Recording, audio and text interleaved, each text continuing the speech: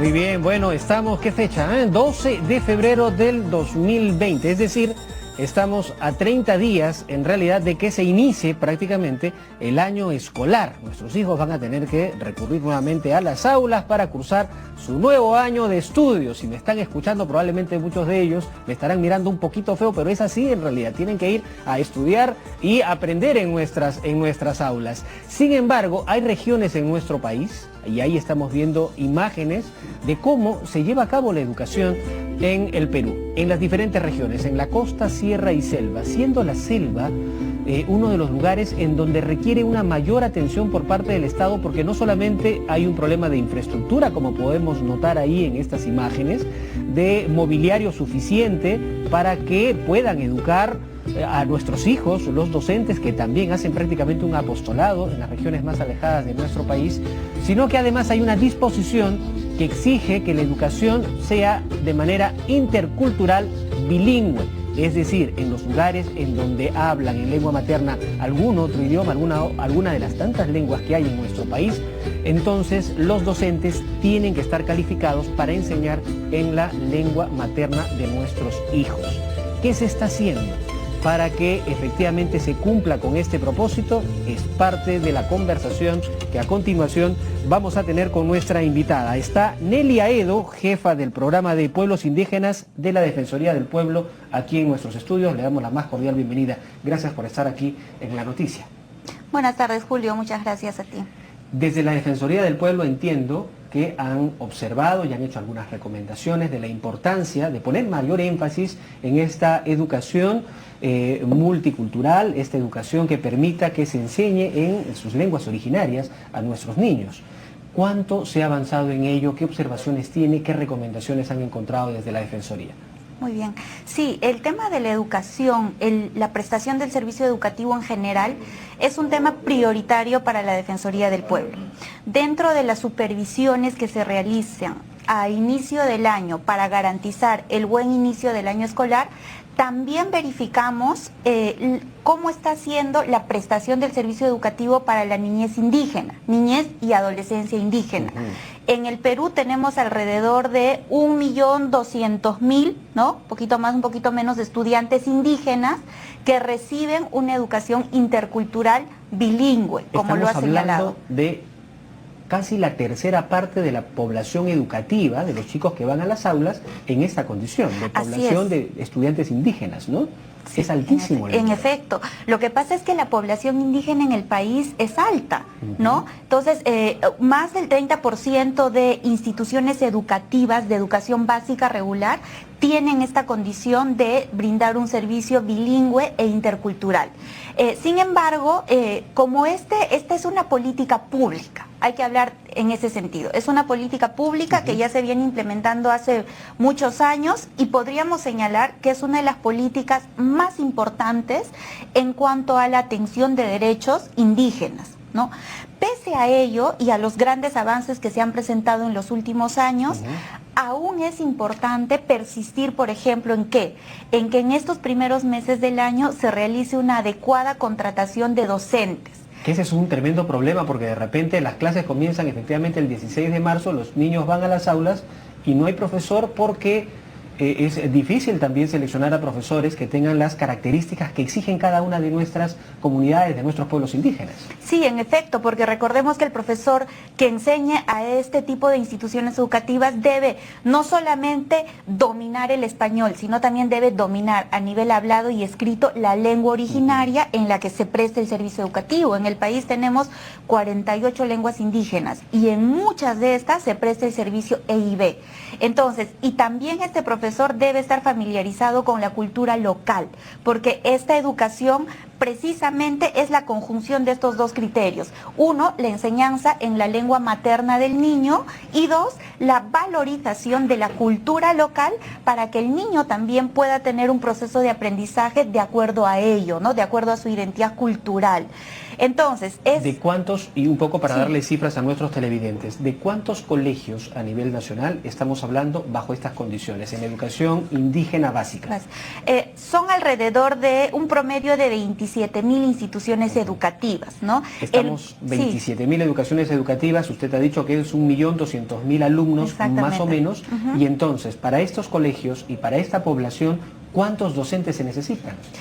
Bueno, hay cifras ahí que tiene el Ministerio de Educación, ¿no? Habla de 98.650 docentes, pero ¿qué pasa? Hay brechas todavía importantes en cuanto a los docentes o que estén capacitados en la EIB o que dominen una lengua indígena. Por aquí ello, justo estamos mostrando en pantalla efectivamente aquí las características que usted nos detalla. 98.650 profesores que deben de atender el 82% en la zona andina y el 17 o 18% prácticamente en la zona amazónica. Yo tenía una idea invertida al respecto y esto para mí es una sorpresa, ¿no? ¿Y a qué se debe? La zona andina tiene un alto porcentaje de población indígena, ahí están los quechuahablantes, que tienen un alto porcentaje en la población nacional, ¿no? Están los quechuas, aymaras, y hay diversidad de tipos de quechua, el quechua central, el quechua chanca, el quechua collao, ¿no? Entonces, ahí está un importante número de estudiantes indígenas. Podríamos decir que el quechua es el idioma dominante dentro de estas 48 lenguas. Ahora, ¿cuáles le siguen? El quechua, el aymara, a nivel amazónico está el ashaninka, ¿no? El shipibo-conibo, el aguajún. Entonces, hay grupos importantes de lengua para las que se da este servicio educativo, pero también hay otras lenguas que son menos habladas y para ellas se utiliza otra estrategia, que es el tema de la revitalización. ¿En qué consiste? Eso es que su primer idioma del niño es el español, digamos, el idioma pero tiene algún dominio, algún nivel de dominio de la lengua de sus padres, ¿no? Que puede ser uno de estos idiomas originarios. Entonces, el proceso de aprendizaje es en ambos, ¿no? Ahora, cuando hablamos del quechua, por ejemplo, como un idioma mayoritario, digamos, una lengua mayoritaria, sin embargo, el quechua es un idioma, un lenguaje ágrafo que no tiene escritura. Entonces, ahí hay otro esfuerzo que se tiene que hacer para desarrollar los contenidos, los libros, los materiales con los que puedan trabajar nuestros hijos, que ese es también otro desafío. Y ya me imagino cómo será con el ashaninka, con el shipibo-conibo, con el aguajún. Más aún, se necesita desarrollar materiales. ¿Cuánto se ha avanzado desde el Ministerio de Educación, desde los informes y los análisis que ustedes realizan, de tener las herramientas para que los chicos puedan estudiar en sus aulas? En efecto, esa ha sido una de las permanentes recomendaciones de la Defensoría del Pueblo para que los estudiantes indígenas puedan contar con materiales pertinentes, ¿no? Estos materiales deben ser de uso en el aula y precisamente ahora se está pidiendo, la Defensoría ha pedido que sean entregados con oportunidad. Es uno de los temas en los que ha avanzado el Ministerio de Educación.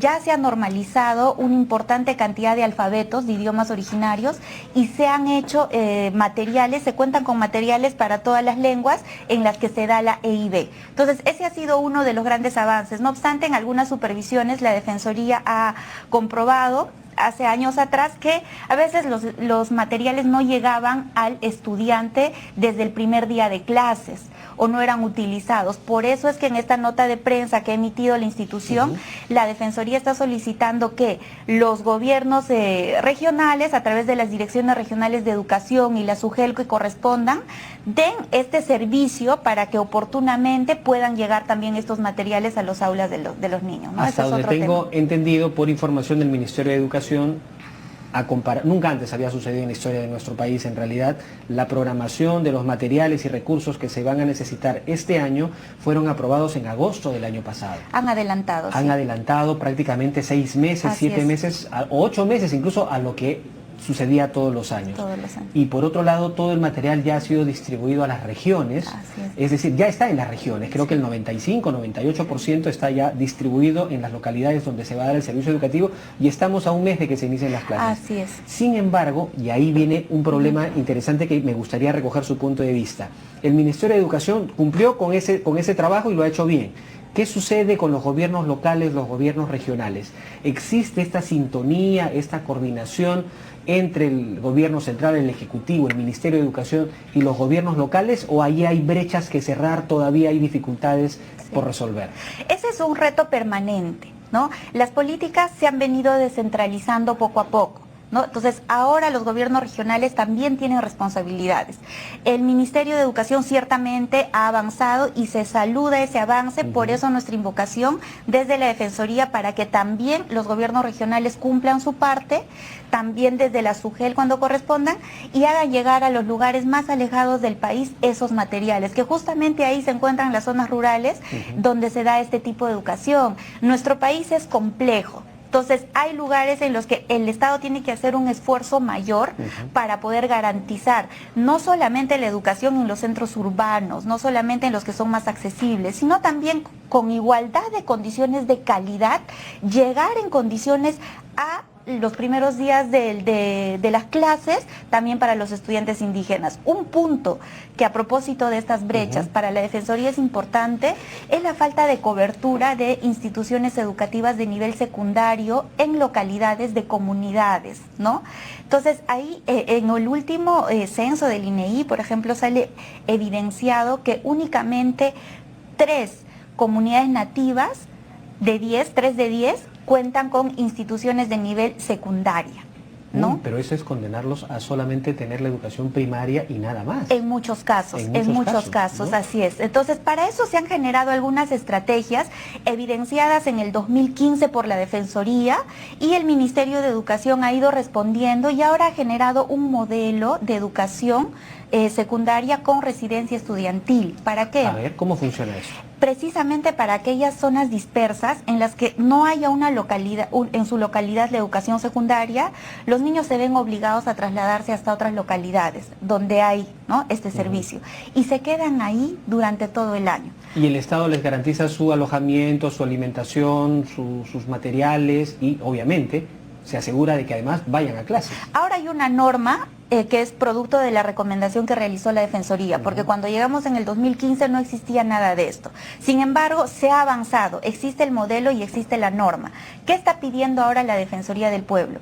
Que a estas residencias, que se han identificado alrededor de 80 residencias, ¿no?, estudiantiles para secundaria, se les dote de adecuada infraestructura. El año pasado habíamos evidenciado en reuniones con el sector que sí se ha mejorado modularmente, ¿no? Se han mejorado las habitaciones, algunos aspectos, pero es importante que se pueda atender a todas estas residencias en su real dimensión. Y por otro lado, también darle atención en acompañamiento. Estas residencias necesitan personal. Hay todavía residencias que no cuentan con un personal que acompañe en este proceso educativo durante el año. Y si los niños se encuentran solos, o los adolescentes en este caso que son de secundaria, podrían estar expuestos en tanto a su integridad, de acuerdo, ¿no? Entonces es un llamado que queremos hacer. Y ahora, cuando hablamos de estos centros residenciales o de residencias estudiantiles, entonces se me viene a la mente que deben haber algunas regiones en donde, es más, la misma educación indígena básica debe estar centralizada en algunas regiones. ¿Cuántas regiones de nuestro país son las que necesitan una mayor atención? Definitivamente las regiones de la Amazonía, que son la población que tiene más dispersa, ¿no? Por ejemplo, Loreto tiene una cantidad importante de este tipo de servicio, lo mismo Amazonas. Hay en Condorcanqui algunas residencias que nosotros hemos identificado el 2016 que requerían mejorar su infraestructura. A diciembre del año pasado todavía no se concretaba esa situación. Entonces esperamos que este año pueda cerrarse esa brecha de infraestructura, porque no solo es un tema de darles la oportunidad de que estudien, sino darles la oportunidad de que estudien en condiciones que faciliten su proceso de aprendizaje. Y que no se les ponga en riesgo de ninguna manera, Así que no se les genere escenarios de vulnerabilidad. Tenemos un cuadro, me decía mi productora, lo podemos mostrar por favor. Aquí tenemos, digamos, segmentados de las 24 regiones que hay en nuestro país, cuáles son aquellas 10 regiones en donde hay una mayor concentración del 88,3% de las EIB, ¿no?, de las entidades de educación indígena básica, que es la intercultural bilingüe. De intercultural bilingüe, ¿de acuerdo? Estamos hablando de principalmente Puno, Cusco, Ayacucho, Ancash, Apurímac, Huancavelica, Loreto, Junín, Huánuco y Amazonas, ¿no? Hasta Amazonas, que es, digamos, la mayor concentración. Y si vemos en la parte de las columnas, La primera es de educación inicial, la segunda de educación primaria y la tercera es de educación secundaria. Y aquí, por ejemplo, llama la atención que si en la educación primaria tengo 1.600 estudiantes, en secundaria 439. ¿Qué sucede en ese caso? ¿Por qué se reduce? Porque debería mantenerse casi de manera homogénea, ¿no? Si tengo 2.000 alumnos en primaria, son 2.000 que deberían pasar a secundaria, pero aquí esas cifras se reducen.